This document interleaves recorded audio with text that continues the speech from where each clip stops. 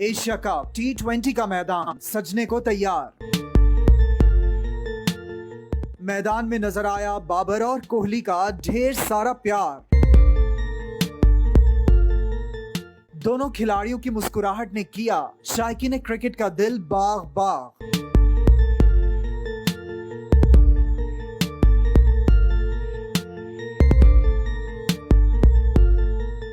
हाल ही में समाजी राबिते की वेबसाइट ट्विटर पर रिवायती हरीफ पाकिस्तान और भारत के खिलाड़ी एक साथ नजर आए। इस वक्त सोशल मीडिया के प्लेटफॉर्म्स पर बाबर आजम और विराट कोहली की वीडियो तेजी के साथ वायरल हो रही है। जराये के मुताबिक एशिया कप T20 2022 के लिए दुबई में प्रैक्टिस सेशन के दौरान पाकिस्तानी क्रिकेट टीम के मायानाज खिलाड़ी बाबर आजम और भारतीय क्रिकेट टीम के खिलाड़ी विराट कोहली के दरमियान गैर रस्मी मुलाकात हुई। इस दौरान दोनों खिलाड़ियों ने एक दूसरे के साथ हाथ मिलाया